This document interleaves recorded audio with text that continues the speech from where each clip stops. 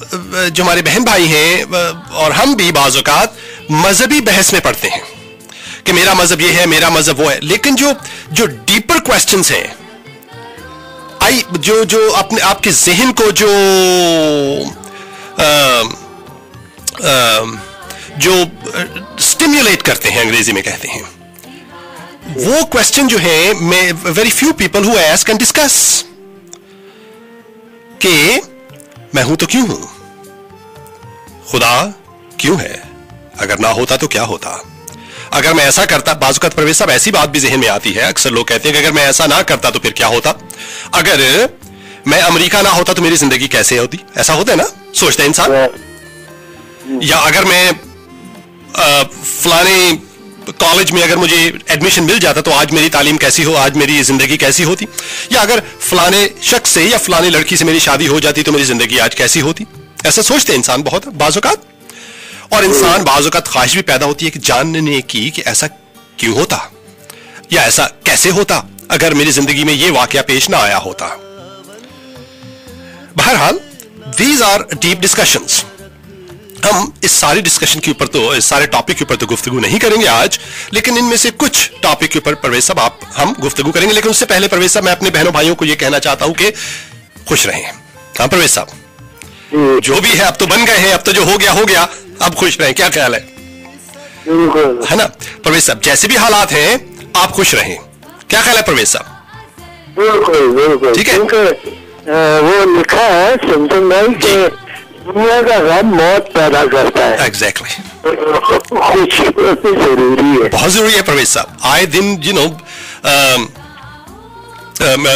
इब्न इंशा की बड़ी खूबसूरत एक शेर याद आया, कहते हैं कुछ प्यार दुलार के धंधे हैं, कुछ जग के दूसरे फंदे हैं।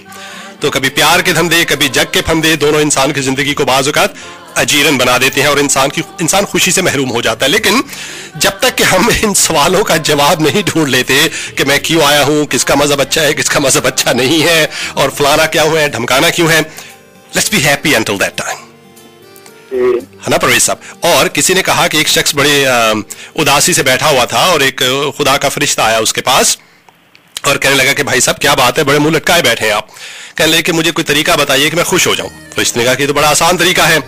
दूसरे दिन क्या हुआ कि फरिश्ता उनके पास आया और उनके जो भी उनके पास था सब कुछ ले लिया, पैसा ले लिया, उनका घर ले लिया, कपड़े भी उतरवा लिए, खाना भी ले लिया, सब कुछ।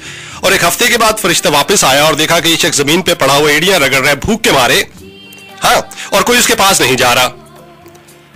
तो फरिश्ते ने एक एक करके उसको उसकी चीजें वापस देना शुरू कर दी और हाँ, जैसे कपड़े मिले तो बड़ा खुश हुआ कि चलो कम से कम ठंड से तो थोड़ी बचत हुई, नंगा पड़ा हुआ था।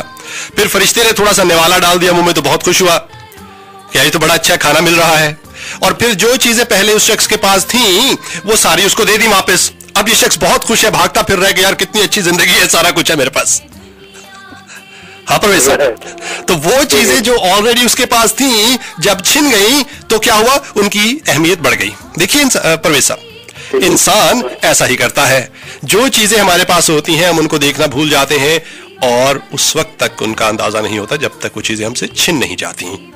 आज भाइयों मैं आपसे कहता हूं कि खुश हो, अपनी जिंदगी पर नजर करें, खुदा ने ये दिन आपकी जिंदगी में दिया है। बहन जी आपसे भी मैं बात कर रहा हूं, खुश रहिए। ये खूबसूरत गीत सुनते हैं, उसके बाद आपकी खिदमत में वापस आते हैं आज के टॉपिक के साथ।